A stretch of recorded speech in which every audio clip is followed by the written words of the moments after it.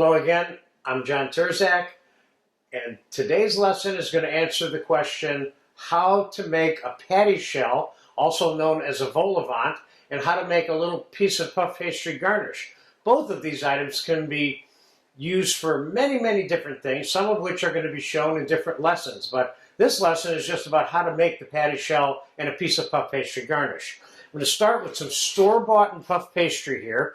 I'm going to cut a circle out. It's nice and cold, by the way.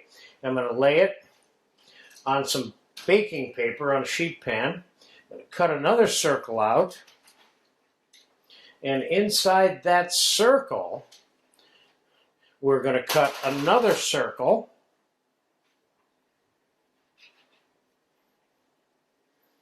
And inside that circle, we are going to place another small circle.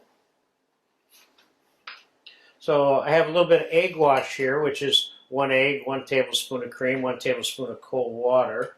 I'm going to put that little button right on there. Now we're going to egg wash the bottom of this patty shell, and we're going to take this circle and lay it right on the perimeter of this, like so. And we're going to prick the inside so the inside doesn't puff as much as the outside. We're making a cylinder here that has a cavity in it when it's done, where we're going to place different foods. So we can put that one in here. Now we're going to cut a piece of puff pastry. For a piece of puff pastry garnish, I think we'll let's cut a couple of rectangles here.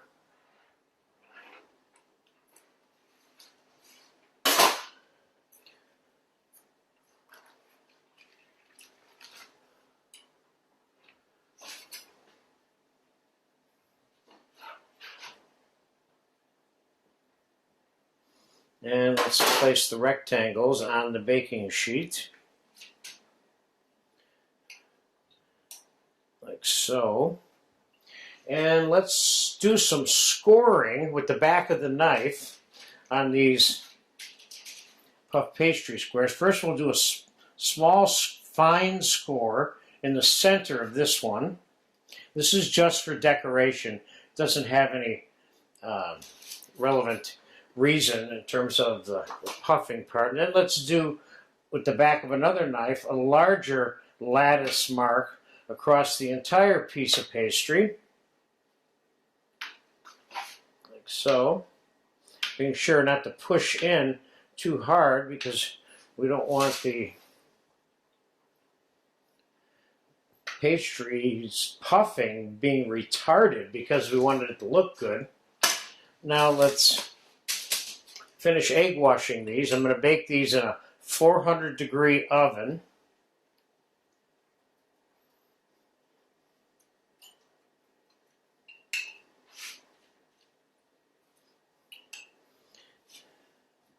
And as is standard when you're making a patty shell or a vol au vent, we are going to put a rack on the top to prevent the pastry from baking off in a direction that we don't want it to bake in. So when it hits the rack, it'll stop baking.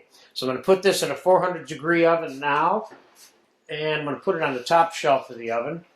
And it should be done in about 30 minutes, keeping in mind that we want to bake it long enough to kind of dehydrate the inside of the pastry also, because it has 16 layers of dough with butter or oil in between them, and they have a tendency to get wet while the outside looks dry and crispy. So I usually bake it longer than it looks like it needs to be baked to help dry the inside. So we'll be back in about half an hour. Pastry has been baking for about 30 minutes and it's done. I could have taken it out 7-8 minutes ago when it was nice and brown, but I left it in a little bit longer, like I suggested to you, to dehydrate the inside a little bit. Okay, so you'll notice that the pastry in all three cases went to the rack. And in this case, there's even indentations from the rack on the top of the pastry. So it stopped the pastry in its tracks from rising, which is exactly what we wanted to do. And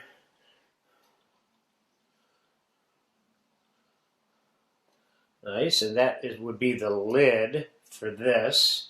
And there's a couple of nice little puff pastry garnishes that I will show you how to use in some other lessons. But with the vol au vent, typically what you do is this gets pushed down like so.